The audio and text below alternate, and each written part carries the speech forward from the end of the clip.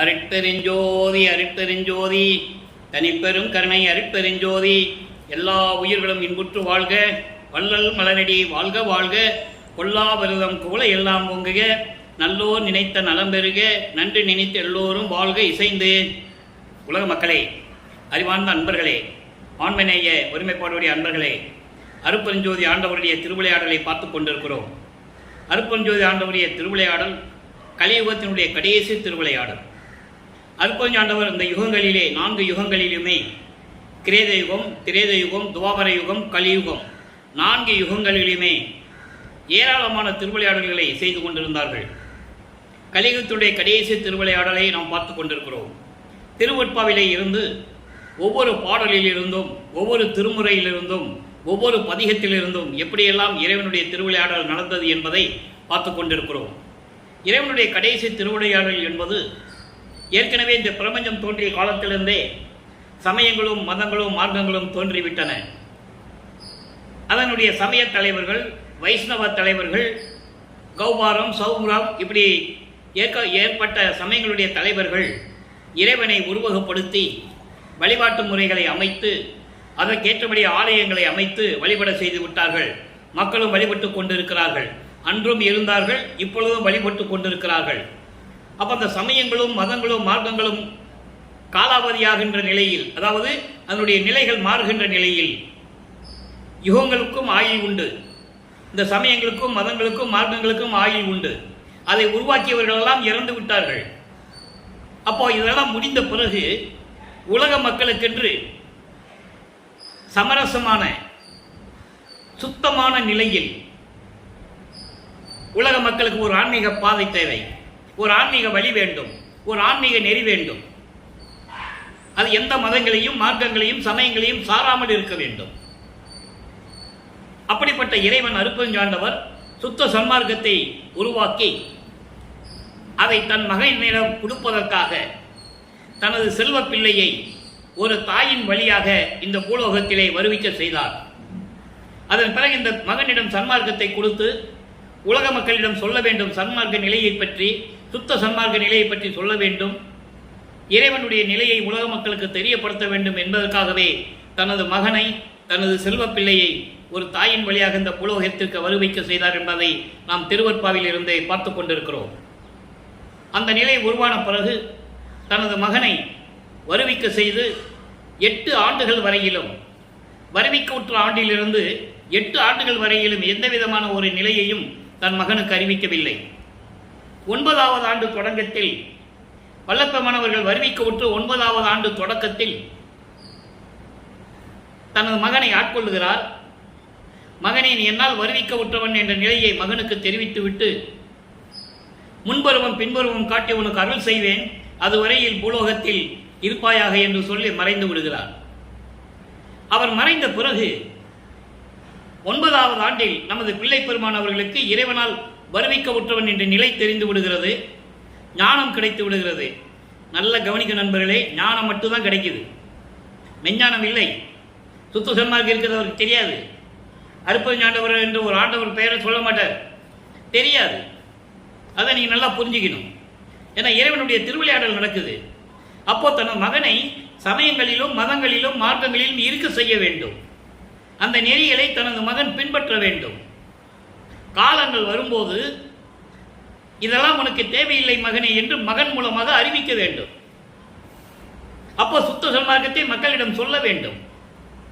இந்த நிலையில் இருந்து கொண்டு தனது மகனை சமயங்களிலும் மார்க்கங்களிலும் மதங்களிலும் ஈடுபட செய்து கொண்டிருக்கிறார்.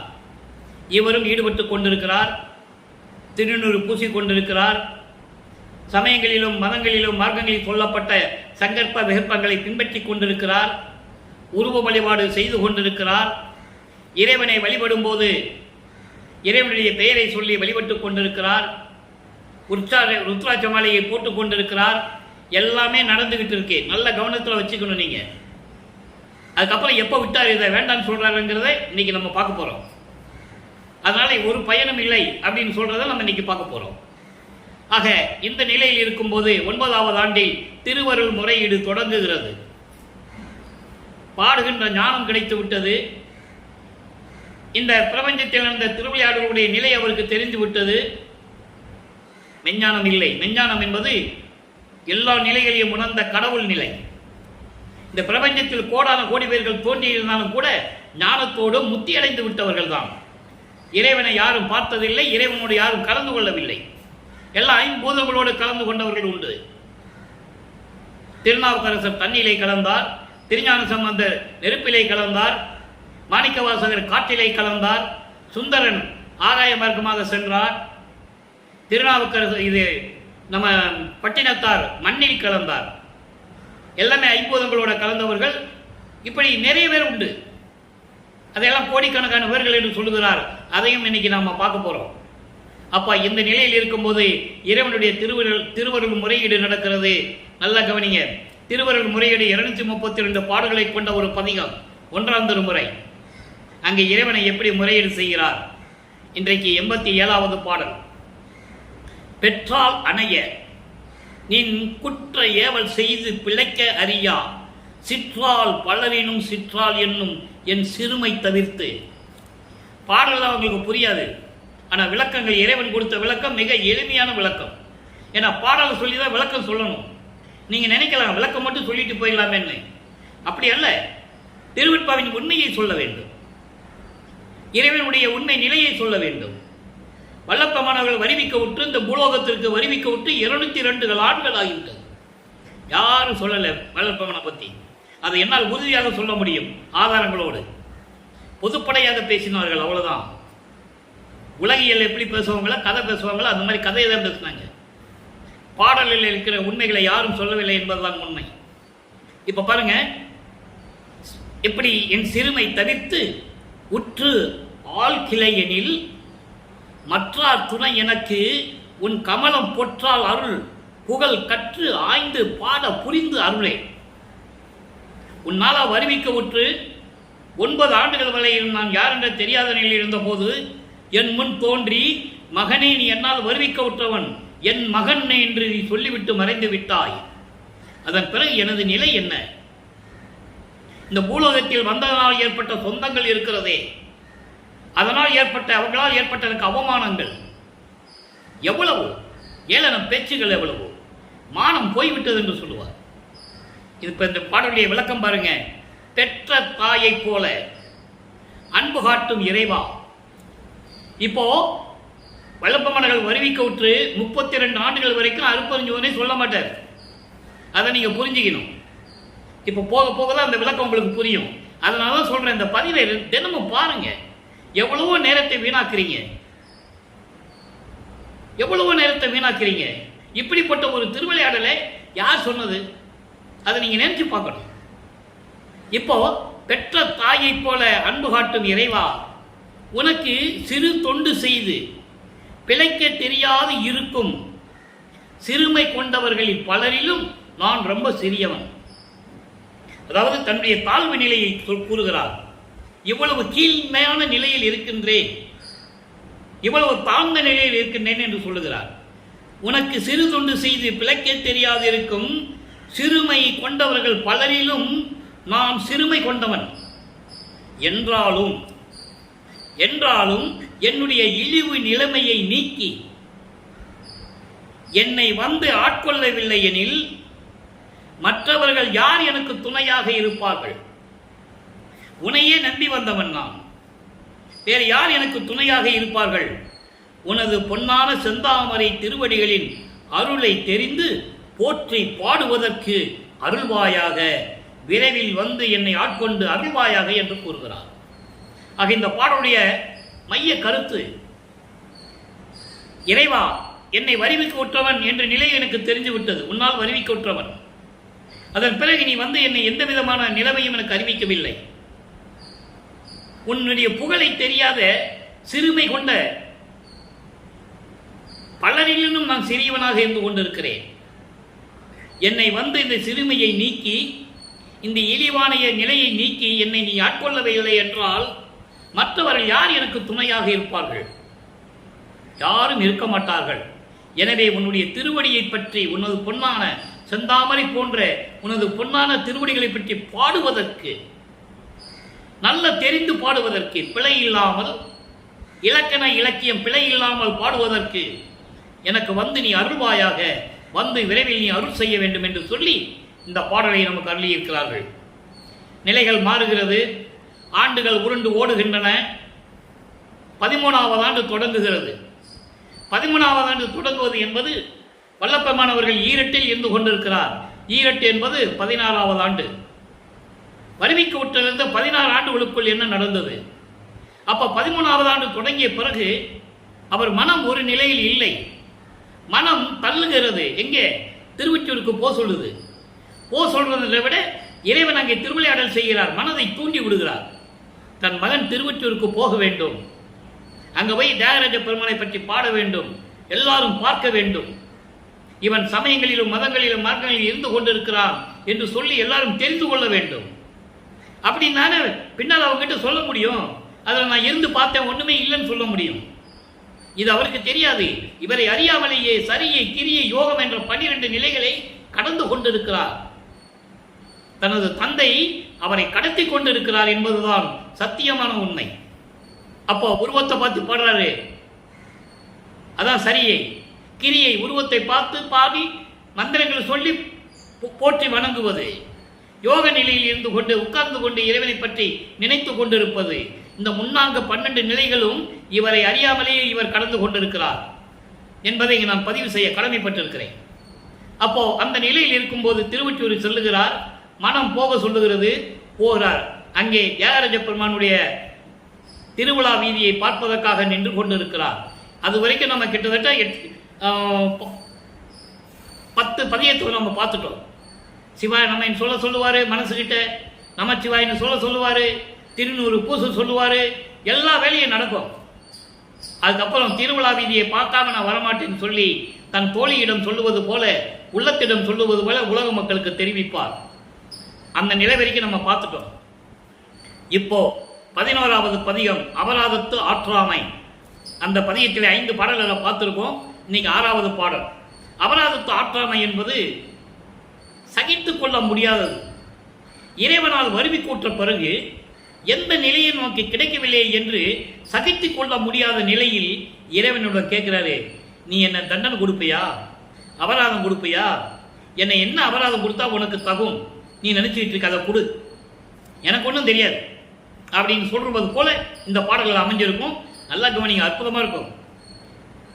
முட்டியே மடவார் முளைதலை, முட்டியே மடவார் முளைதலை, உலக்கும் மூடனே முழு புலை முறியே. 8 வரி, முதல்ல 2 வரி பார்ப்போம். அதாவது ஏன் இங்க பெண்களை சொல்றாங்கிறத நீங்க புரிஞ்சுக்கணும். அழகான இளம் மங்கையர்களை பார்க்கும்போது எனது மனம் அவர்களையே சுற்றி சுற்றி வருகிறது. அந்த முட்டாள்தனமான நிலையில் இருந்து கொண்டிருக்கிறேன், மூடன் போல இருக்கிறேன், எதுவும் தெரியாமல். ஏன் சொல்றாருன்னா, காமத்தை போக்கணும். காமம் என்று வரும்போது பெண்களுடைய நிலையை சொல்லிதான் ஆகணும். காமம் என்பது ஒரு ஆணும் பெண்ணும் கலந்தது, பெரு விருப்பு. உலகில் இருக்கிற கணவன் மனைவிக்கு இருக்கிற காமம் வேறு. அது இயற்கை, அது இயற்கை காமம், அது இருந்துதான் ஆகணும். உலகிலே கணவன் மனைவிக்கு காமம் இருக்கணும், அப்பதான் குடும்பம் நடத்த முடியும். ஆனால் இந்த காமம் பெரு விருப்பு, உச்சகட்டம். அதனாலதான் பெண்களை சொல்றாரு, அழகான பெண்களை பார்க்கும்போது, இளம் மங்கையர்களை நான் பார்க்கும்போது எனது மனம் அவங்களையே சுற்றி சுற்றி கொண்டிருக்கிறது என்று சொல்லும்போது இறைவனிடம் முறையீடு செய்கிறார், அந்த காமத்தை நீக்க வேண்டும். இப்படியெல்லாம் நான் இருந்து கொண்டிருக்கிறேன், முழு புலை முறியே, தீய செயல்களையே செய்து கொண்டிருக்கிறேன் விடாமல். தீய செயல்கள் என்பது என்ன? மனம் ஒரு நிலையில் இல்லாமல் மனதை அலைபாய விடுவது.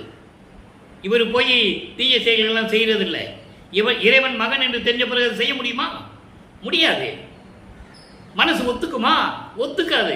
ஆனா இங்க ஏன் சொல்றாருன்னா, இந்த மாதிரி காமங்கள், காமம் என்னை சூழ்ந்து கொண்டிருக்கிறது, இதனால் என் மனம் அலைவாய்ந்து கொண்டிருக்கிறது. அதில் என்னால் விட்டு ஒழித்து விட முடியவில்லை, ஒழித்து விட முடியவில்லை. எட்டியே அணையேன். எட்டி என்பது எட்டி மரம். எட்டி மரம் எதுக்குமே ஆகாது. காய் கசக்கும், பழம் கசக்கும். எட்டி மரத்தை ஒண்ணுமே செய்ய முடியாது.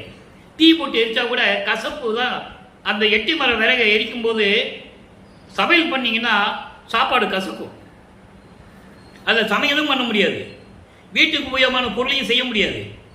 அப்படி எதுக்கும் உபயோகப்படாத எட்டி மரம் போல இருந்து கொண்டிருக்கிறேன். நல்லா கவனிக்கணும். அவர் நிலையை உலக மக்களுக்கு தெரிவிக்கிறார். உலக மக்கள் அறிய வேண்டும் என்பதற்காக திருவருட்பாவை அருளியிருக்கிறவர். நல்லா நீங்க கவனிச்சுக்கணும். எட்டி மரம் போன்றவன் பாவியான், நான் பாவியேன், என்னை என்ன செய்தால் தீருமோ அறியே. நீ என்ன வேணா என்ன செஞ்சுக்கையா, உனக்கு என்ன மனசுல படுதோ என்ன வேணா பண்ணிக்கோ, எனக்கு அதெல்லாம் தெரியாது. ஒட்டியே அன்பர் உள்ளத்து எழும் கழிப்பே, அன்பர்களின் உள்ளத்தில் பொருந்தி இருக்கின்ற இறைவனை, ஒளிக்கு உலாம் சோதியே, கரும்பின் கட்டியே, ஒளிக்குள் ஒளிக்கு விழுந்து கொண்டிருக்கின்ற இறைவனே, கரும்பின் கட்டியே, வெள்ளக்கட்டின்னு சொல்றார். இறைவனை சொல்றாரு, வெள்ளக்கட்டி ஒன்று இனிக்கின்ற இறைவனே, தேனே, சடை உடைய கனியே, பின்னிய சடை உடைய இறைவனே, காலமும் கடந்தவர் கருத்தே, முக்காலத்தையும் உணர்ந்தவர்களுடைய உள்ளத்தில் இருக்கின்ற இறைவனே என்று சொல்லுகிறார். ஆக இறைவனுடைய எப்படி போற்றுகிறார், இறைவனை எப்படி சொல்லுகிறார், தன்னுடைய நிலையும் கூறுகிறார். காமம் என்னை சூழ்ந்து கொண்டது, காரணம் அப்போ அவர் 16 ஆண்டுகளுக்குள் இருந்து கொண்டிருக்கிறார். ஒரு ஆணுக்கு 16வது ஆண்டில் காமம் ஏற்படுவது இயற்கை. ஒரு ஆணுக்கு 16வது ஆண்டில் காமம் ஏற்படுவது இயற்கை. அதை அவர் சொல்றார். ஏன்னா அந்த நிலைகளெல்லாம் கடந்து வரணும். அதனால இப்படி காமம் கொண்டு நான் இருந்து கொண்டிருக்கிறேன், அந்த நிலை எனக்கு ஏற்பட்டு விட்டது. நீ என்ன செய்யணுமோ செய், சீக்கிரம் வா, வந்து அருள்வாயாக என்று சொல்லி இந்த பாடலை நமக்கு அருளியிருக்கிறார்கள். ஆக 2வது 8 முடிகிற வரைக்கும் 16 ஆண்டுகள் வரைக்கும் இவர் நமது வல்லைப்பெருமானவர்கள் இந்த நிலையிலே இருந்து கொண்டிருக்கிறார். இதெல்லாம் பின்னால் சொல்லுவார். இது இந்த நிலையை சொல்லிட்டாரு, இந்த நிலைக்கான பதில் பின்னால் இருக்கும். அகவல்லோட சொல்லுவாரு, மூவரும் தேவரும் முத்தரும் சித்தரும் யாவரும் பெற்றிடாயலுக்கு எனக்கு அளித்தனேன்னு சொல்லுவாரு. நல்லா புரிஞ்சுக்கணும். அதே மாதிரி மூவரும் முனிவரும் முத்தரும் சித்தரும் தேவரும் மதிக்கும் சித்தி செய்மணியே, இவங்கெல்லாம் போற்றி புகழக்கூடிய இறைவனை என்று சொல்லுவார். அது நம்ம 6ஆம் திருமுறையில் பார்க்க போறோம். இப்போ 16 ஆண்டுகள் வரைக்கும் நமது பிள்ளை பெருமான் அவர்கள் இந்த நிலையில் இருந்து கொண்டு திருவெற்றியூரிலே இருக்கிறார். நல்லா புரிஞ்சுக்கணும். இப்போ 3வது திருமுறை உருவாகிறது. அப்ப நமது பிள்ளை பெருமான் அவர்கள் வல்லப்பெருமான் அவர்கள் 3வது 8 இருந்து கொண்டிருக்கிறார். 24 ஆண்டுகள் வரைக்கும் என்ன நடந்தது, என்ன திருவிளையாடல் நடந்தது, எப்படி மறைமுகமாக அருப்பஞ்சாண்டவர் தன் மகனுக்கு எப்படி உந்துதல் கொடுக்கிறார், எப்படி எங்கெங்கெல்லாம் போக சொல்றாரு, இவர் மனம் எப்படி போகுதெல்லாம் பார்க்க போறோம். அப்போ 17வது ஆண்டிலிருந்து 24 ஆண்டுகளுக்குள் என்ன நடந்தது, ஒண்ணுமே நடக்காது. அதை தான் நம்ம பார்க்க போறோம். 3ஆம் திருமுறை பதிகம் 9 வியப்பு மொழி. 2ஆம் திருமுறையில திருவிழா வீதியை சொல்லுவார். நான் தெருவில் நின்றுட்டு இருந்தேன். அப்போ தியான பெருமான் அதாவது அந்த பவனியை பார்க்காம, அந்த திருவிழாவை பார்க்காம நான் வரமாட்டேன், தூங்க மாட்டேன், சாப்பிட மாட்டேன் எல்லாம் சொல்லுவார். இப்போ நிலைகள் மாறுகிறது. இப்போ அந்த பவனியை பார்க்கிறார். இந்த பவனியை பார்த்த பிறகு இவர் அங்கே நின்றுட்டு இருக்கும்போது பவனியை பார்க்கிறாரு. அதை மட்டும் தான் இந்த பதியத்தில் சொல்லுவார். வியப்பு மொழி என்ற பதியத்தில் சொல்லுவார். இதை பார்த்துட்டு அப்புறம் இவரை பார்க்காம, திரும்பி பார்க்காம, நடராஜன் தியாகராஜ பெருமான், நடராஜன் தியாகராஜ பெருமான் சிவபெருமான் எல்லாம் ஒன்று தான், அந்தந்த நிலைக்கேற்றபடி பேர் வச்சுட்டாங்க. அதையும் இவர் சொல்றாரு. தியாகராஜ பெருமான் இவரை திரும்பி பார்க்காம தெருவழியா ஓடுவார். வீதி வரும்போது மக்கள் பார்த்துக்கிட்டு இருப்பாங்க. தேர் வரும், அந்த தேரில் மேலே தியாகராஜ பெருமான் சிலையா இருப்பார். மக்கள் எல்லாம் சாமி கும்பிடுவாங்க. இவருக்கு எப்படி இருக்கும், அவர் அங்கே உட்கார்ந்துருக்காருன்னு பார்த்த உடனே தியாகராஜ பெருமான் மிரண்டு போய், ஐயோ இவன் வேற இங்கே வந்து நிற்கிறான், தெருவில் நிற்கிறானே, அவன் இங்கே பூலோகத்துக்கு வர்றதுக்கு முன்னாலேயே என்னை தெருவில் விட்டவன் சொல்ல, நீ என்னை தெருவில் விட்டுட்டேன்னு சொன்னவன் இன்னைக்கு தெருவில் நிற்கிறான், இவங்கிட்ட மாட்டினோம்னா நம்ம கதை முடிஞ்சதுன்னு சொல்லி திரும்பி பார்க்காம சப்பரத்திலிருந்து தேர்லேருந்து கீழே இறங்கி தெருவழியா ஓடுவார் தியாகராஜ பெருமான். அதுக்கு ஒரு பதியமே இருக்கு, 10 பாடல். அதை நம்ம பின்னால் பார்க்க போறோம். இந்த விளக்கத்தை மட்டும் தெரிஞ்சுக்கங்க. ஏன் தெருவில் நிற்கிறாரு, ஏன் பவனியை பார்த்தாரு, பவனியை பார்க்கும்போது என்ன சொன்னாரு, அதுக்கப்புறம் இவர் தியாகராஜ பெருமான் திருவழியா ஏன் ஓடினாருன்றதை அடுத்த பதியத்தை நம்ம பார்க்க போறோம். இது மனசுல மட்டும் வச்சுக்கங்க. ஏன்னா எல்லா நேரத்திலையும் எல்லாமே சொல்லிட முடியாது.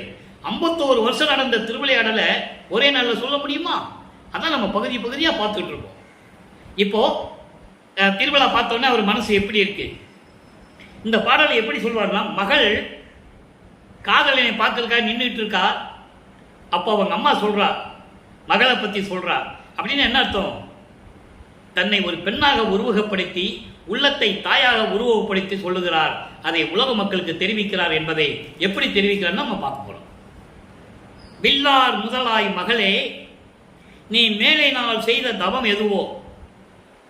கல்லார் உள்ளம் களவாதவர் காமன் எரிய கண்பிழித்தார் வில்லார் விசையருக்கு. நல்லா கவனிக்கணும், அற்புதமான இடம் இது. யாரும் சொல்லாத உண்மை, பிரபஞ்சத்தின் உண்மையை வல்லப்பெருமான் திருவருட்பாவில சொல்றார். வில்லார் விசையருக்கு அருள் புரிந்தார், விலங்கும் ஒற்றி மேவி நின்றார், கொல்லா நெறியார் அவர் தம்மை கூடி உடலம் குளிர்வனையே.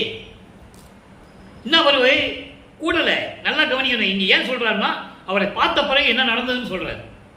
இப்போ தாய் சொல்றா, மகளே, அழகான நெற்றி உடைய மகளே, வில் போன்று அழகான நெற்றி உடைய மகளே, நீ இதற்கு முன்னால் சென்ற யுகங்களில் என்னதான் தவம் செய்தாயோ? அப்போ உலக மக்களுக்கு என்ன சொல்றாரு?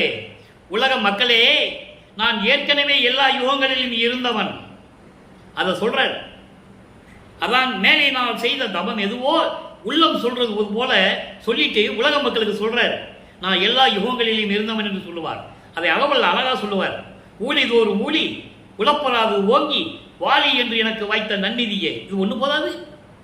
ஊழிதோறு ஊழி உழவினும் அடியா அழியா அழியாத உடம்பை அளித்தனன்னு சொல்லுவார் ஒரு பாடல்ல. இன்னொரு பாடல்ல சொல்லுவாரு, ஊழிதோறு ஊழி உயிர் தலைத்து ஓங்கினன். அற்புதமா இருக்கும். அதை தான் இங்க சொல்றாரு. அந்த காலத்தில் நான் செய்த தவம் என்னவோ எனக்கு தெரியவில்லை. கல்லார் உள்ளம் களவாதவர். கல்லார் உள்ளம் என்பது இரக்கம் இல்லாதவர்கள். இரக்கமில்லாத உள்ளவர்களுடைய உள்ளத்திலே இறைவன் இருக்க மாட்டார். காமன் ஏறிய கண் விழித்தார். காமனை மன்மதனை, காமனை காமத்தின் தலைவனை, காமனை மன்மதனை நெற்றிக்கண் திறந்து எரித்து சாம்பலாக்கினார். அடுத்து சொல்றார் பாருங்க, வில்லார் விசையருக்கு, வில்லில் வீரம் கொண்ட விஜயனுக்கு. வில்லில் வீரம் கொண்ட விஜயன் யாரு? அர்ஜுனன். அர்ஜுனனுக்கு அருள் புரிந்தார். அதை ஏன் சொல்லணும்?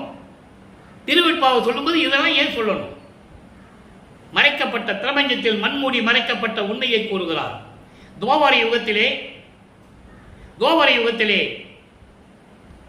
அர்ஜுனன் பாஞ்சாலியால் சபதம் ஏற்பட்டு, உனக்கு பெண்ணினுடைய நினைப்பே வராது, நீ எந்த பொண்ணுடையும் நிம்மதியாக வாழ முடியாது என்று சாபம் விடுகிறார். இது கதை பெரிய கதை, விளக்கம்லாம் நம்ம சொல்ல முடியாது, அதுக்கு நமக்கு நேரம் பத்தாது. இதை மட்டும் நினைச்சுக்கங்க.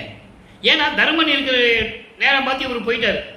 ஒரு வில்லு எடுக்கிறதுக்காக போயிட்டார். ஒரு அரக்கன் அழிக்கணும், பாம்பு வந்து எல்லாரையும் கொல்ல வருது.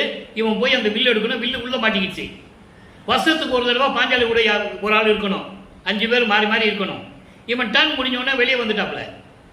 வந்த உடனே தர்மம் உள்ள போயிட்டாப்ல. அப்போ வில்லு உள்ள மாட்டிக்கிச்சு. இவன் போய் வில்லு எடுத்துதான் ஆகணும். அப்போ வில்லு எடுத்துட்டு வரும்போது இவன் கட்டளையை மீறிவிட்டான், ஒப்பந்தத்தை மீறிவிட்டான்னு சொல்லி பாஞ்சாலி சாபம் கொடுத்துட்றான். அப்புறம் எல்லாம் போய் அந்த அரக்கனை அழிச்சிட்டு எல்லாம் இருக்கும்போது கிருஷ்ணன் காலில் போய் விழுகிறான் அர்ஜுன. கிருஷ்ணா, பகவானே, எனக்கு இந்த சாபம் ஏற்படுத்தி எனக்கு விமோசனம் கொடு அப்படின்னு கிருஷ்ணன் சொல்லுகிறான், நான் கடவுள் அல்ல, நான் ஏற்கனவே ஒருவனால் படைக்கப்பட்டவன். மகாபாரதத்தில் இருக்க யாரும் மறுக்க முடியாது. நான் படைக்கப்பட்டவன், நான் இறைவன் அல்ல. இந்த சாபம் நீங்க வேண்டுமென்றால் கங்கையின் கரையிலே நின்று கொண்டு இறைவனை நினைத்து வணங்கு. அருட்பெருஞ்சோதியாக வருவான் இறைவன், ஜோதி வடிவில் வருவான் இறைவன், உன்னை காப்பாற்றுவான் என்று சொல்லி அனுப்புகிறாரே. இவன் கங்கை கரையில போய் தவம் இருக்கிறாரே, அருட்பெருஞ்சோதி ஆண்டவர் ஒளி வடிவிலே வருகிறார்.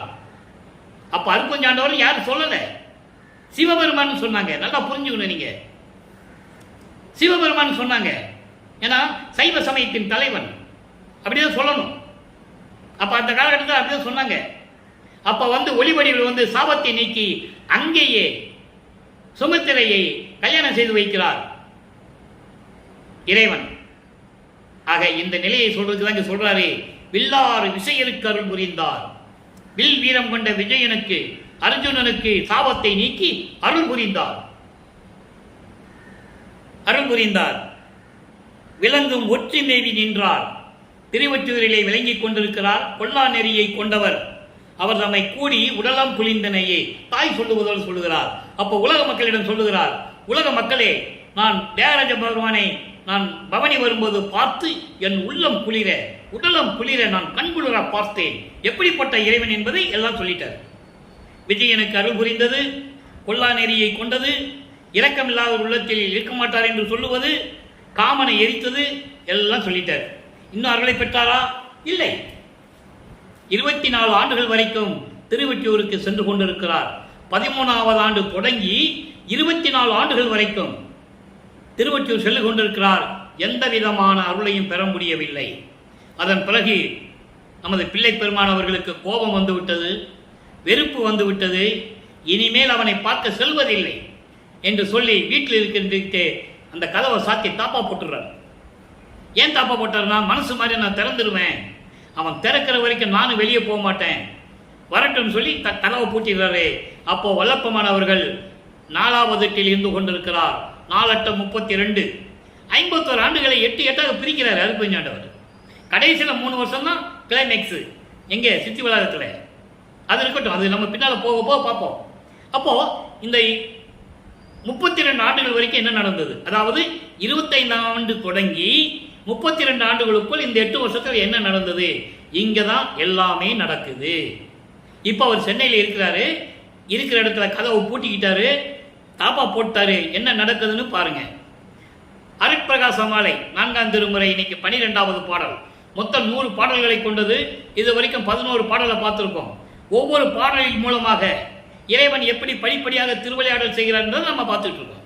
இப்போ அருட்பிரகாச மாலை, ஞான நிலை அடிவருந்த கடந்து அருளி, ஞான நிலை அடிவருந்த நடந்து அருளி, அடியே நன்னும் இடந்தனில், அடியே நன்னும் இடந்தனில் கதவம் நின்று நன்று திறப்பித்து, காலநிலை கருதி மனம் கலங்குகின்ற மகனே. எப்படி வந்துட்டார் இறைவன்? அதான் இப்போ பாடலை பாடிட்டு உங்களுக்கு விளக்கம் சொல்ல போறேன். நல்லா கவனிங்க. காலநிலை கருதி மனம் கலங்குகின்ற மகனே, கலங்காதே என்று எனது கையில் ஒன்று கொடுத்து. ஒன்று என்பது அருள்கொடை. நான் ஏற்கனவே ஒவ்வொரு பாடலை சொல்றேன். நானும் ஒரு அருள்கொடை தான் சொல்லுவேன். ஏன்னா இந்த பாடல் அப்படிதான் இருக்கு. என்ன அருள்கொடைன்றது நம்ம பின்னால் பார்ப்போம். 6ஆம் திருமுறை வரும்போது அது வரும். அதை நம்ம பார்ப்போம். இப்போ ஒரு அருள்கொடையை கொடுத்து, சீல நிலையுற வாழ்க என திருவாய் மலர்ந்த சிவபெருமா. என்ன சொல்றாரு? சிவபெருமான் சொல்றாரு. இப்போ அவருக்கு அருட்பெருஞ்சோதி ஆண்டவர் இருக்கிறது தெரியும், சுத்த சன்மார்க்கம் இருக்கிறது தெரியும். இருந்தும் இதை சொல்லலைன்னா இன்னும் அவர் மதங்களையும் மார்க்கங்களையும் சமய நிலைகளையும் கடக்கவில்லை. இன்னும் பாக்கி இருக்கு. காரணம், தனுஷ்கோடி அம்மையாருக்கு தாலி கட்டணும், இன்னும் பாக்கி இருக்கு. இங்க பாருங்க. அப்படி நின் பெருமை திருவருள் என் என்பேன், ஆழநிலை மணிகண்டத்து அரும் பெரும் சீர் ஒளியே. மறைமுகமா சொல்றாரு, அரு பெரும் சீர் ஒளியே, அம்பலத்தில் திருநடம் செய்து ஆடுகின்ற அரசே. இது பாடல். இந்த விளக்கம் பாருங்க. ஞான நிலை என்பது இந்த பூலோகத்தில், இந்த மண்ணுலகத்தில் மண் மீது அடி திருவடி படிந்து கால் வலிக்க நடந்து வந்து அருளி எழுந்தருளி, அடியேன் நன்னும் இடந்தனில், அடியேன் இருக்கின்ற இடத்தில் கதவம் நன்று திறப்பித்து, தாழ்பால திறப்பி, அவர் அப்படி கையை கட்ட தாப்பா திறக்க போகுது. ஆனா ஏன் நடந்து வராரு? மகனை திருப்திப்படுத்த வேண்டும். மகன் துன்பங்களையும் துயரங்களையும் அனுப்பிட்டு மன வெறுத்து போயிருக்கிறான், அவனை சந்தோஷப்படுத்தணும். அதுக்காக நடந்து வர்ற மாதிரி போக்கு கட்டுறாரு. அது இவருக்கும் தெரியும். இவன் விளையாடுறான், திருவிளையாடல் செய்யறான்னு இவருக்கும் தெரியும். இருந்தாலும் வெளியே சொல்ல முடியல. அப்பனாச்சே, வெளியே சொல்ல முடியல. அப்போ மனம் திறந்து நடந்து நான் இருக்கும் இடத்தில் கதவை திறந்து காலநிலை கருதி மனம் கலங்குகின்ற மகனே. அப்படின்னு என்ன அர்த்தம்? என்னாகுமோ ஏதாகுமோ தெரியல, இதுவரைக்கும் எந்த விதமான வந்து அருளை கொடுக்கல, நம்ம நிலை என்னாக போகுமோ என்று தெரியாமல் கலங்கி கொண்டிருக்கின்ற என் மகனே. அண்டர்லைன், மகனேன்னு சொல்லிட்டாரா? என் மகனே கலங்காதே, இனிமே வருத்தப்படாதே மகனே என்று என் கையில் ஒன்று கொடுத்து, ஒரு அருள் கொடையை கொடுத்து. என்ன அருள் கொடை? பின்னால பார்க்க போறோம். இப்ப அருள் கொடையை கொடுத்து, அருள் கொடையை கொடுத்து சீல நிறையுற வாழ்க. சீல நிறையுற வாழ்கன்னு என்ன அர்த்தம்? அருள் நிலையோடு இந்த பூலோகத்தில் நீ வாழ்வாயாக. இன்னும் பாருங்க, பூலோகத்தோட இருக்க சொல்றாரு. நல்லா கவனிக்கணும் நீங்க. சிவபெருமான் மகனை இன்னும் நீ பூலோகத்தோட இருக்கணும்னு சொல்றாரு. அப்ப விண்ணுலகத்துக்கு எப்போ போனாரு நம்ம பார்க்க போறோம். பின்னால சுத்த சன்மார்க்கம் வாங்கும்போது என்ன நிலையில் இருந்தாருன்னு பார்க்க போறோம். இப்போ சீல நிலையுற வாழ்க என திருவாய் மலர்ந்த சிவபெருமான். இப்ப சிவபெருமான் அவர் சொல்லணும். ஏன்னா இன்னும் திண்ணூறு பூசிக்கிட்டு முக்காடு போட்டுக்கிட்டு எல்லாம் பண்ணிக்கிட்டு தான் இருக்கிறாரு. கற்காம் போட்டுக்கிட்டு எல்லாம் போட்டுக்கிட்டு தான் இருக்கிறார்.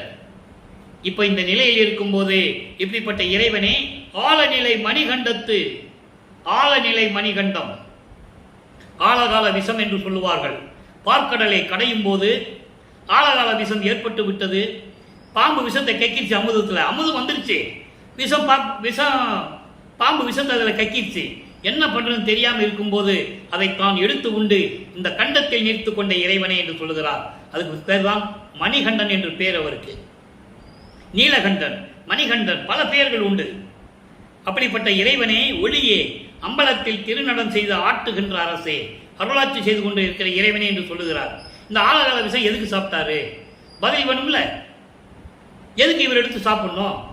எடுத்து கீழே போட்டுக்கலாமே, தட்டி விட்டுட்டு மறுபடியும் கடைங்கன்னு சொல்லியிருக்கலாமே. கேள்வி எழுதுல. அதுக்கு பதில் இப்ப பாட்டில் இருக்க நம்ம பார்க்க போறோம். 6ஆம் திருமுறை இன்னைக்கு அதை பார்க்க போறோம். எப்படி ஒவ்வொரு திருமுறையிலும் ஒரு பாட்டில் விளக்கம் இருக்கிறத நீங்க நல்லா பார்த்துக்கிட்டே வரணும். அது பதில் எந்த பாட்டில் இருக்கின்றது இறைவன் அருள் இருந்தால் தான் சொல்ல முடியும். இறைவனோட தயவும் கருணையும் இருந்தால் தான் சொல்ல முடியும். எல்லாராலையும் சொல்ல முடியாது. அதை நான் உறுதியாக சொல்லுவேன், மனப்பூரிப்போடு சொல்லுவேன். இப்போ அந்த ஆழகால விஷத்தை ஏன் உண்டாருன்றதை நம்ம இன்னைக்கு பார்க்க போறோம். நல்லா கவனிக்கணும் நீங்க. அப்புறம் 6ஆம் திருமுறை உருவாகிறது. 32 ஆண்டுகளாகி போச்சு. 27வது ஆண்டில் தனக்கொடி அம்மையாருக்கு தாலி கட்டி இந்த நிகழ்ச்சியை டெய்லி சொல்லிதான் ஆகணும். தினமும் சொல்லணும். ஏன்னா அது ஒரு திருவிளையாடல். அதை தாலி கட்டுறதுக்கு தானே, அந்த பொண்ணுடைய தனக்கொடி அம்மையாருடைய சாபத்தை நீக்கிறதுக்கு, விமோசனம் கொடுக்கறதுக்கு தானே அக்கா மகளாக வர்றா. அதை நீங்க புரிஞ்சுக்கணும். அக்கா மகளா வர்றது எதுக்கு? இவர் தாய்மாமன் முறையில தாலி கட்டணும். உலகையில் மாமன் தாலி கட்டணும்னு சொல்லணும். புரியுதா உங்களுக்கு? உலகையில் என்ன சொல்லணும்? அக்கா மகளை இவர் தாய்மாமன் நிலையிலிருந்து தாலி கட்டினாரு அப்படின்னு சொல்லணும். இது உலகியல் விளக்கம். ஆனால் திருவருள் விளக்கம் என்பது இது நிர்ணயிக்கப்பட்டது. பூலோகத்துக்கு வரதுக்கு முன்னாலே எங்க சொல்லி தான் அனுப்புறாரு அவரு. அதுக்கான பாடல் 6ஆம் திருமுறை, அதுக்கான பாடல் திருமுறையில் இருக்குது, 2ஆம் திருமுறையில் இருக்குது, 3ஆம் திருமுறையில் இருக்குது. அது வந்து யார் மறக்க முடியாது, உண்மை இருக்கு. அதை நம்ம ஏற்கனவே ஒரு பாடலை மட்டும் பார்த்துருக்கோம். ஒரு மாது பெற்ற மகன் பொருட்டாக உமந்து முன்னம் ஒரு மாமனாகி வழக்கு உரைத்தாய், என் வழக்கு உரைத்ததற்கு இரு நிலத்து போல் வேடங்கட்டி இருத்தி கொள்ளும் சொல்லுவார். இங்க பாரு, அதோடு மட்டுமல்ல, நீ எந்த குடும்பத்தில் நீ வருவிக்க செய்கிறாயோ அதே குடும்பத்தில் ஒரு தாய்மாமன் முறையில நீ அங்கே இருப்ப. அப்ப நீ தாலி கட்டணும். தேசம் மட்டும்தான் போடணும். இரு நிலத்துக்கும், இரு நிலம் என்பது விண்ணுலகம் மண்ணுலகம். நீ வேஷம் மட்டும்தான் போடணும். உண்மையை யார்ட்டையும் சொல்லக்கூடாது. அங்கேயே சத்தியம் வாங்கிட்டு தான் இவர் வராருங்க. எல்லாம் என்ன பாடல விளக்கறதா இருக்கு. அப்போ தனக்கொடி அம்மையாருக்கு தாலி கட்டிட்டு பிறகு ஒரு திருவிளையாடல் முடிஞ்சதுங்க. அப்போ பிரம்மன் திருமலாம் வந்து வாழ்த்துறாங்க. அங்க கூட்டத்துக்கு தெரியாது இல்லையா, அது மானிட பிரிவுகளுக்கு எப்படி தெரியும்? இவர் பார்த்துட்டாரு, நிக்கிறாங்க, அங்க உட்கார்ந்துட்டு இருக்காங்க, வாழ்த்துறாங்க. ஆனா என் தந்தையும் தாயும் வரவில்லை என்று இயங்குகிறார். அதை பின்னால சொல்லுவார் ஒரு பாட்டுல, 2 குதிரை மாட்ட தேர்ல வந்து என்ன வாழ்த்துனாங்கன்னு சொல்லுவாரு. அதை நம்ம பின்னால போக போக பார்க்க போறோம். இந்த விளக்கத்தை மட்டும், அந்த திருவிளையாடலை மட்டும் மனசுல வச்சுக்கங்க. இப்போ சுத்த சன்மார்க்கம் பெறப்போறார். 6ஆம் திருமுறைக்கு வந்தாச்சு. அப்போ வல்லப்பமானவர்கள் 5வது எட்டில் இருந்து கொண்டிருக்கிறார். ஐயட்ட 40, 33வது ஆண்டிலிருந்து 40 ஆண்டுகளுக்குள் என்ன நடந்தது அதை தான் நம்ம இப்ப பார்க்க போறோம். நல்லா பாருங்க. 6ஆம் திருமுறை திருவருள் பேரு என்ன கொடுத்தாருன்னு சொன்னோம்ல, பாட்டில் இருக்கிறார்கள, ஒன்று கொடுத்தார். என்ன கொடுத்தார்? அது திருவருள் பேர்ல சொல்றாரு. எப்படி? திருவருள் 10:31 2வது பாடல சொல்றாரு. பெட்டி, நல்லா கவனிக்கணும், பெட்டி இதில் உளவாத பெரும் பொருள் உண்டு. ஒரு அருள் கொடையை கொடுத்தாருன்னு சொன்னோம்ல அருள்பக மாலையில, அதை சொல்றாரு. பெட்டி இதில் உளவாத பெரும் பொருள் உண்டு, இது நீ பெருக. அது திறக்கும் பெரும் திறவுகோலும், நல்லா கவனிக்கணும், அது திறக்கக்கூடிய திறவுகோலும் 8 2 தெரியாதே என் கையில் கொடுத்தீர். இன்னும் முழு விளக்கம் வரல. பெட்டி என்பது இந்த உடம்பு. என்னாலே நீ வருவிக்க விட்டாய், இந்த பூலோகத்திற்கு என்னாலே நீ வருவிக்க விட்டு இவ்வளவு துன்பங்களை பட்டு விட்டாய். உலகியலுக்காக நீ எடுத்த மனித உடம்பு, அதான் பெட்டின்னு சொல்றாரு. அந்த பெட்டியில அழியாத பொருள் ஒன்று இருக்கு. எது? மரணமில்லா பெருவாழ்வு, சாகாத நிலை, அப்படி ஒன்று இருக்கு. அதையும் இருக்கு பெருகன் சொல்லி அது திறக்கக்கூடிய திறவுகோலும் 8ம் 2ம் அறியாதே என் கையில் கொடுத்தேன். திறவுகோல் என்னது? சுத்த சன்மார்க்கம். சுத்த சன்மார்க்கம் என்பதுதான் மரணமில்லா பெருவாழ்வு, அதான் திறவுகோல். சுத்த சன்மார்க்கம். சுத்த சன்மார்க்கத்தினாலே உங்களுக்கு ஜீவகாரணியம் வந்துடும், அந்த ஒழுக்கத்தில் வந்துடுவீங்க. மோட்ச வீட்டின் திறவுகோல் ஜீவகாரணிய ஒழுக்கம்னு சொன்னார், கடவுள் வழிபாடு. அதெல்லாம் இருக்கட்டும். இப்போ அது திறக்கும் திறவுகோலும் 8ம் 2ம் அறியாத நிலையிலே என்கிட்ட கொடுத்துட்டே இருக்கு. உடம்புன்னு ஒன்று கொடுத்தாச்சு, அந்த உடம்பு சாகக்கூடாது. அப்போ மரணமில்லா பெருவாளையும் கொடுத்தாச்சு. அப்போ மரணமில்லா பெருவாளை கொடுக்கறதுக்கு சுத்த சன்மார்க்கம் வேணும், அந்த திறவுகளும் கொடுத்தாச்சு. இப்போ 8ம் 2ம் என்பது 8 என்பது அகரம், 2 என்பது உகரம். அகரம் என்பது ஆன்மா, உகரம் என்பது ஜீவன். இந்த 8ம் 2ம் சேர்ந்தால் 10. 8ம் 2ம் சேரும்போது, அகரமும் உகரமும் சேரும்போது யகரம் வந்து விடுது. யகரம் என்பது உடல். நல்லா புரிஞ்சுக்கணும். அப்போ 8ம் 2ம் சேர்ந்தால் 10. இதனால் இந்த உடம்பு வந்து விட்டது என்ற தெரியாத நிலையில் எனக்கு கொடுத்தீர். அதுக்கு விளக்கம் வேணும்ல. 8 2 கொடுத்தாச்சு, அதுக்கு விளக்கம் வேணும்ல. நம்ம பார்க்க போறோம், அடுத்த பாடலாம் பார்க்க போறோம். இது தருணம், இது தருணம், திறந்து அதனை எடுக்க முயல்கின்றேன். ஆக சுத்த சன்மார்க்கத்தில் இருந்து கொண்டு இந்த ஆன்மாவையும் ஜீவனையும் ஒழுங்குபடுத்தி இந்த உடம்பை மரணமில்லா பெருவாழ்வில் வைக்க சுத்த சன்மார்க்கத்தை பெற்றுக்கொண்டு நான் முயன்று கொண்டு இருக்கிறேன். நல்லா கவனிச்சுக்கணும், முயன்று கொண்டு இருக்கிறேன். அப்போ அட்டி செய்ய நினையாதீர். நான் வாக்கிட்ட போயிட்டு இருக்கேன் என் வழியில, நீ வாட்டு கொடுத்துட்டு போயிட்ட, நான் முயற்சி பண்ணிட்டு இருக்கேன். அட்டி செய்ய நினையாதீர். இதை தடை செய்யணும்னு நினைக்க கூடாது. அட்டி செய்ய நினையாதீர், அரை கணமும் தரியேன். அரை நிமிஷம் கூட என்னால் பொறுத்துக்கொள்ள முடியாது. அப்புறம் நான் என்ன பண்ணுவேன் தெரியுமா? இந்த அரை கணத்துக்கு 1000 கோடி கோடி கோடி வட்டி போட்டு உங்ககிட்ட வாங்கிடுவேன். வட்டி போட்டு வாங்கிடுவேன் என்ன அர்த்தம்? உன்னை விட்டவே மாட்டேன். 1000 கோடி கோடி பங்கு உங்ககிட்ட இருந்து எல்லாத்தையும் புடுங்கிடுவேன். வட்டியிட்டு நும்மிடத்தை வாங்குவேன். நும் ஆணை மணிமண்டில் நடம்புரிவீர். திருச்சிற்றம்பலத்திலே நடம் முடிந்து கொண்டிருக்கிறீர்கள். எங்க அங்க இருக்கீங்க, வா இங்கன்றாரு. வந்து அருள்வீர் விரைந்தே. என்ன நீ பூலகத்திலே இருக்க சொல்ற, அங்க வரணும்னு நினைச்சா நீ வராதே, நீ நான் காலம் இருக்குன்னு சொல்ற. அங்க வந்துட்டா திரும்பி பூலகத்துக்கு போக சொல்ற.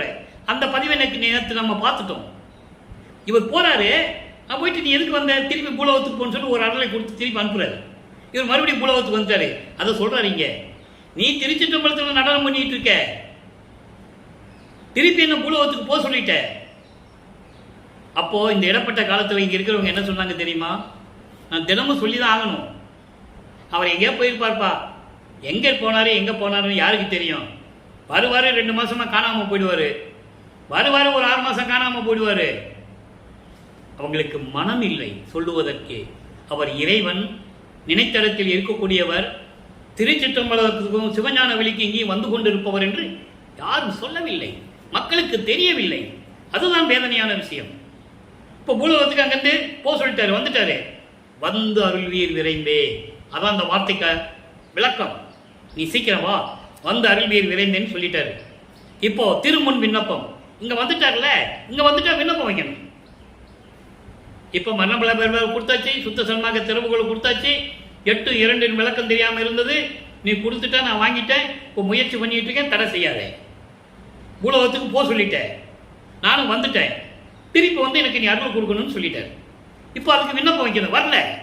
நல்லா கவனிக்கணும், போக சொல்லிட்டாரு, இவர் வந்துட்டாரு, வரல. அப்போ விண்ணப்பம் வைக்கணும்.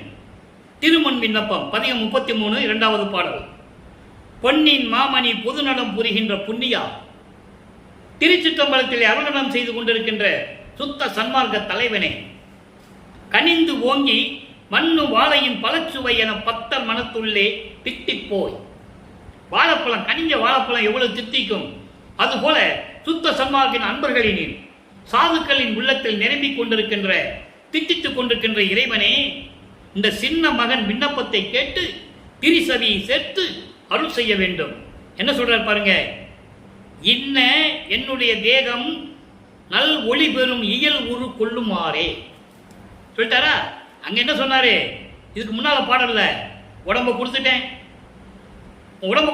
மன்னமில்ல பெருவளை கொடுத்துட்டேன், சுத்த சமாளத்தை கொடுத்துட்டேன் அப்படிலாம் சொல்லி நீ பூலோகத்துக்கு போக சொல்லிட்ட, நான் வந்துட்டேன், நீ வா இங்க, விண்ணுலகம் மண்ணுலகம் அறியும்படி, இந்த பிரபஞ்சம் அறியும்படி நீ என் மகன் என்ற அங்கீகாரம் கொடுத்து எனக்கு கொடுக்காம இனிமே பூலோகத்தை விட்டு வரமாட்டேன்னு சொல்லிட்டாரு.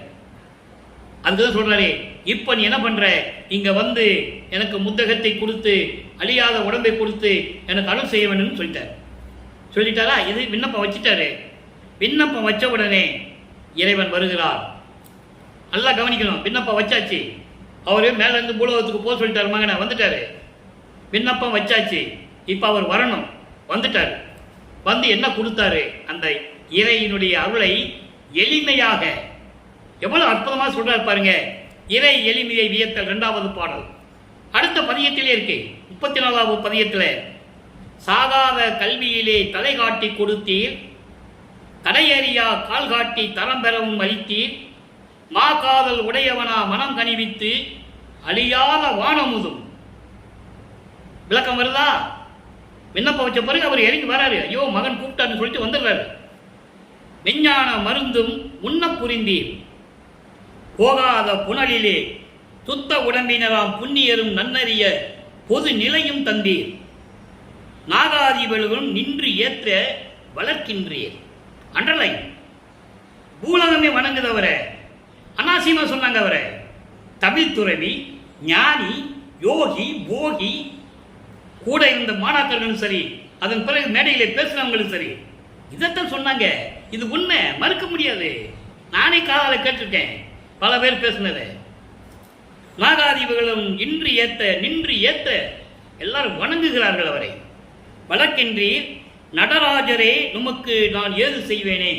இங்க நடராஜன் சொன்ன உடனே சிதம்பரத்துக்கு போயிடக்கூடாது. நல்லா கவனிக்கணும். அவங்க பேர் வச்சுக்கிட்டாங்க, அது வேற. அது ஒரு கர்மசித்தர், யாரோ பேர் வச்சு யாரோ கொண்டு சிலை செஞ்சு கொடுத்தது. அது வரலாறு இருக்கு, தென்னகத்திலே வரலாறு உண்டு. நடராஜன் இப்படிதான் இருப்பான்னு சொல்லி ஒரு ஆள் செஞ்சு கொடுத்துட்டாரு, கொண்டு வந்து வச்சுக்கிட்டாங்க. நடராஜன் என்பது அருப்பெருஞ்சோதி. நடராஜன் கோயில் அருப்பெருஞ்சோதி சொல்றாங்களா? சொல்ல முடியாது, சொல்ல மாட்டாங்க. சொன்னா கழுத்தை பிடிச்சி வெளியே தள்ளிடுவோம். ஆக நடராஜன் என்பது நடனெல்லாம் அரசாக இருந்து கொண்டிருப்பவன், அவன் தான் அருப்பெருஞ்சோதி. அதான் இங்க நடராஜன் சொல்றாரு. இதற்கு இதான் விளக்கம் என்பதை நான் இங்கு பதிவு செய்ய கடமைப்பட்டுகிறேன். யாராவது எதிர்ப்பு இருந்தால் எனக்கு தெரிவிக்கலாம், நான் பதில் சொல்ல தயாராக இருக்கிறேன். ஆக நமக்கு ஏன் எது செய்வேனே தெளிவா சொல்றாரு. ஆக இந்த நிலையில் இருக்கும்போது என்ன சொல்றாரு பாருங்க, சாகாத கல்வியிலே, சாகாத கல்வி என்பது என்ன? சுத்த சன்மார்க்க நெறி. சாகாத கல்வியிலே தலை காட்டி கொடுத்தீர். தலை காட்டி என்பது சாகா தலை. சாகா தலை என்பது ஞான தேகம். ஞான தேகத்தை கொடுத்து விட்டேன். இவர் விண்ணப்பம் வச்சாங்கள, சீக்கிரம் வந்து எனக்கு கொடுன்னு வந்துட்டாரு, கொடுத்துட்டாரு. நல்லா புரிஞ்சுக்கணும். அது கொடுத்தது சொல்றாரு. சாகா ஞான தேகத்தை கொடுத்தீர், தடையறியா கால் காட்டி. கால் என்பது வேகா கால். தடை இல்லாமல், சமயங்களும் மதங்களும் மார்க்கங்களும் இல்லாத தடைகள் இல்லாமல் எனக்கு வேகா காலை கொடுத்து, வேகா கால் என்பது பிரணவ தேகம், வேகா காலை கொடுத்து தரம்பரமும் அளித்தீர். அதனுடைய அருள் வல்லமை எனக்கு கொடுத்து விட்டீர். மா காதல் உடையவனாக மனம் கனிவித்து என்னை மகிழ்வித்து அழியா வானமுதும் மரணமில்லா பெருவாழ்வும் மெஞ்ஞான மருந்தும் சுத்த சன்மார்க்கமும். சுத்த சன்மார்க்கத்தை பெற்றால்தான் மெஞ்ஞானம் உண்டு. பிரம்மன் திருமாலுக்கே மெஞ்ஞானம் இல்லைன்னு சொல்லிடுவாரு. அப்புறம் எதுக்கு பின்னால் அந்த முனிவர்களுக்கு எப்படி இருக்கும்? யாருக்குமே மெஞ்ஞானம் கிடையாது என்பதை திருவற்பாவில் கண்ட உண்மை. இதை நான் பதிவு செய்ய கடமைப்பட்டிருக்கிறேன். அப்போ அந்த மெஞ்ஞான மருந்தும் உண்ண புரிந்தீர், எனக்கு அருள் செய்தீர். அதோடு மட்டுமல்ல, போகாத புனலாலே. போகாத புனல் சுத்த தேகம். இப்படி 3 தேகத்தையும் சொல்லிட்டு, அப்படி சுத்த உடம்பாக இருக்கின்றவங்க கூட புண்ணியரும், புண்ணியரும் நன்னறிய. அறிந்து கொள்ள முடியாத நிலையில் இருக்கின்ற கடவுள் நிலை இருக்கிறதே, அதை எனக்கு கொடுத்து விட்டீர். பொதுநிலை என்பது கடவுள் நிலை. கடவுள் நிலையும் தந்துவிட்டீர். நாகாதிபதிகளும் நின்று ஏத்த வளர்க்கின்றீர். தேவர்களும் முனிவர்களும் ரிஷிகளும் என்னை வணங்குகின்றார்கள். அந்த நிலையை எனக்கு கொடுத்துவிட்டு செல்வ பிள்ளையாக வளர்க்கின்றீர். நடராஜரே, அருப்பெருஞ்சோதி ஆண்டவரே, நமக்கு நான் ஏது செய்வேனே? விளக்கம் கொடுத்துட்டார். உனக்கு நான் என்ன செய்ய முடியும்னு சொல்லிட்டார். அடுத்து விளக்கம் பாருங்க. உண்மை கூறல். இந்த உண்மையை உலக மக்களுக்கு தெரிவிக்கிறார். பதிகம் 36 உண்மை கூறல் 2வது பாடல். ஒவ்வொரு பாடலுக்கும் அங்க ஒரு கனெக்ஷன் உண்டு, தொடர்பு உண்டு. பெறுவது நும்மையன்றி பிரிதொன்றும் விரும்பேன். நான் என்ன பெற்றுக்கொண்டாலும் சரி, உன்னைதான் நான் விரும்புகிறேன். பேசும் பேச்சு நும் பேச்சன்றி பிரிது ஒன்றும் பேசேன். நான் பேச்சில் பேசலாம், உன்னை பற்றி தான் பேச்சு இருக்கும். அதான் சொல்லுவாரு, மறந்தும் என்ற நாவால் உரைக்க மாட்டேன் சிறு தெய்வ நாமங்களையும் சொல்லுவார். அருப்பெருஞ்சோதி ஆண்டவரை தர இது எல்லாமே சிறு தெய்வங்கள் தரு, கர்ம சித்தர்கள் தெளிவா சொல்றாரு திருவொற்பாவில. அப்போ அந்த நிலையில் இருக்கும்போது ஒருவது நும் அருளன்றி பிரிது ஒன்றும் உவவேன். உன் அருளை பெற வேண்டுமான்னு நினைக்குவேனே தவிர வேறு எதையும் நான் விரும்ப மாட்டேன். உன் அருள் எனக்கு தேவை. எவ்வளவு அற்புதமா சொல்றாரு பாருங்க. உன்னல் உன் திறனன்றி பிரிது ஒன்றும் உண்ணேன். உன்னல் என்பது நினைப்பது. உனது அருளை பற்றி தான் நினைத்துக் கொண்டிருக்கிறேன், வேற எதை பற்றும் நான் நினைப்பதில்லை.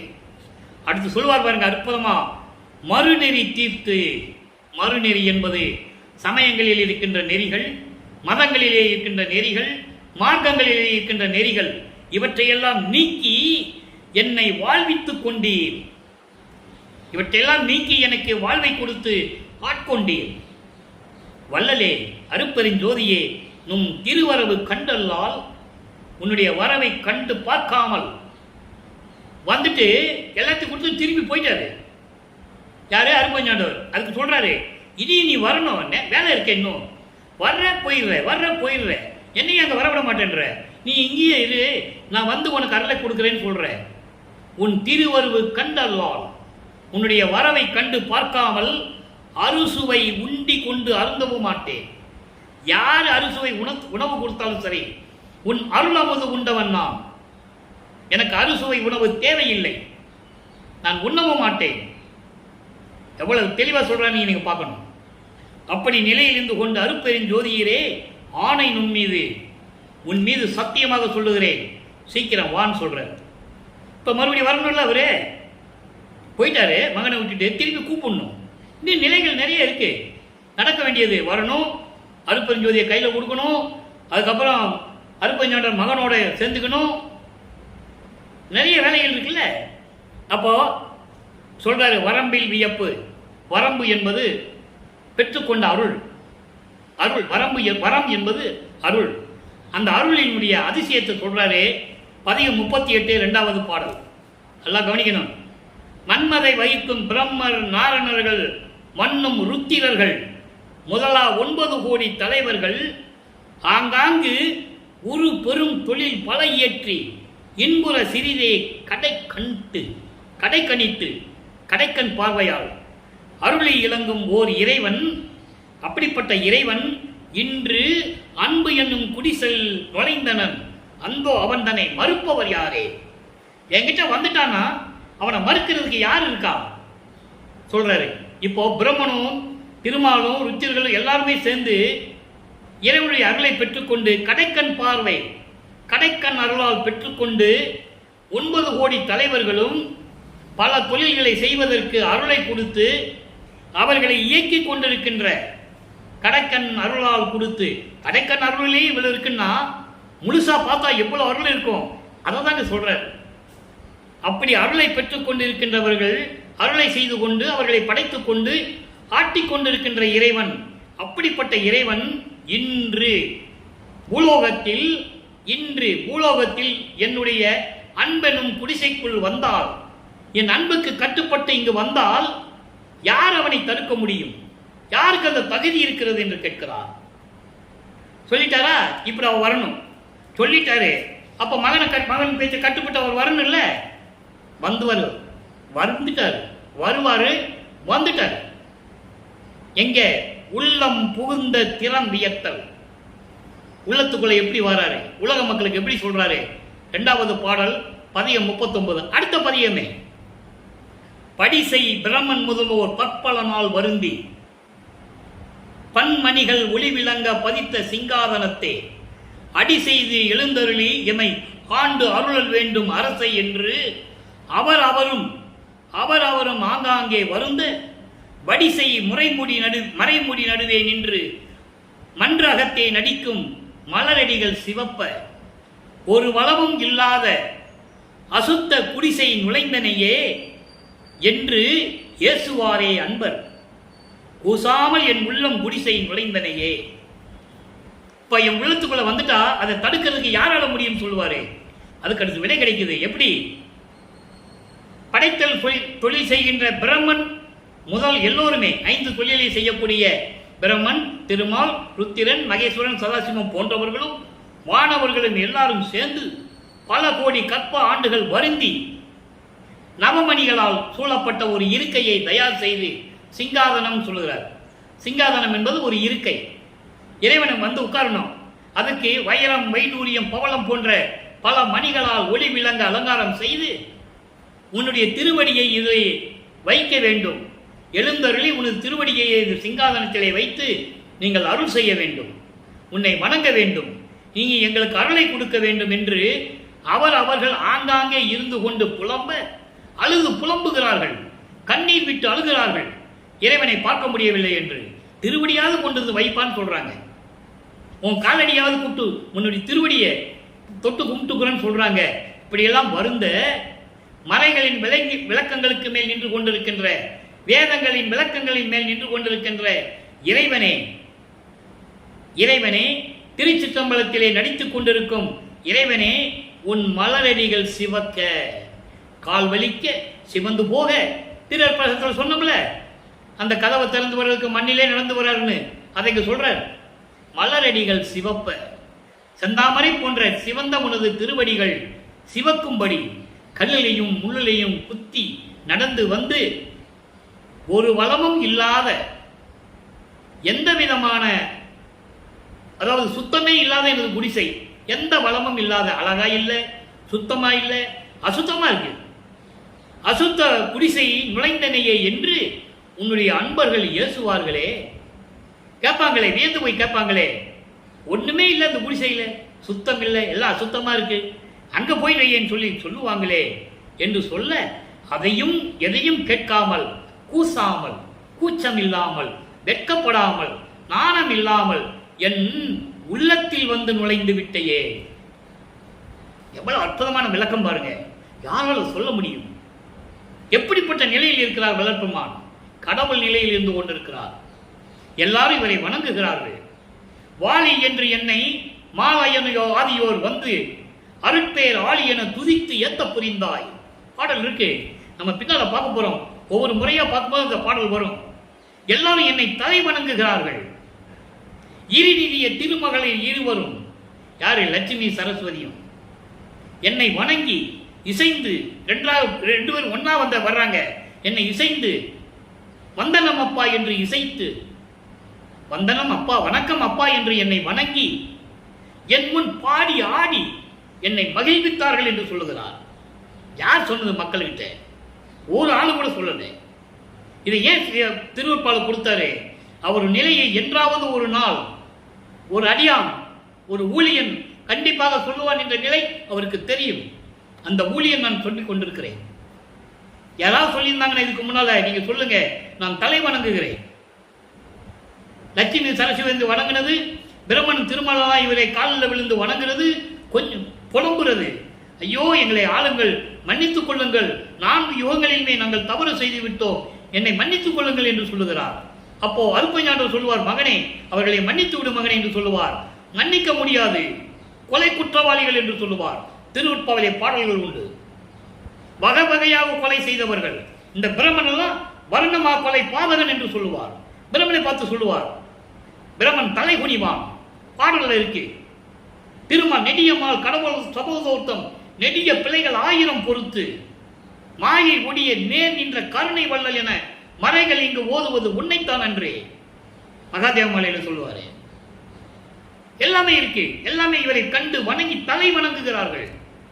அந்த நிலையில் இருக்கின்றவர் வல்லற்பெருமான் என்பதை கூறி இன்றைய திருவிளையாடல் பதிவை நாம் நிறைவு செய்கிறோம். எனவே அன்பர்களே, இப்படிப்பட்ட இறைவன் நிலையில் இருக்கின்ற வல்லற்பெருமான் அவர்கள் அவர் பெயரை போற்றி மகிழ வேண்டும், வணங்க வேண்டும். அவர் அருட்பெருஞ்சுழி ஆண்டவர், அருட்பெருஞ்சுழி ஆண்டவர் அவரும் வேற வேறு இல்லை. அதை நம்ம நிறைவா பார்க்க போறோம். ஆக துத்த சன்மார்க்கத்தில் இணைந்து இறைவனுடைய அருளை பெற்றுக்கொண்டு இந்த வையகத்தில் நீங்கள் வாழ்ந்து வாழ வேண்டும் என்ற வாழ்த்தி இறைவனுடைய தயவாலையும் கருணையாலையும் இந்த வள்ளலார் ஒளியன் விடைபெறுகிறேன். மீண்டும் நாளை சந்திப்போம். நன்றி, வணக்கம். அருட்பெருஞ்சோதி அருட்பெருஞ்சோதி தனிப்பெரும் கருணை அருட்பெருஞ்சோதி. மீண்டும் நாளை அருட்பெருஞ்சோதி ஆண்டவருடைய திருவிளையாடல் தொடரும். நன்றி, வணக்கம்.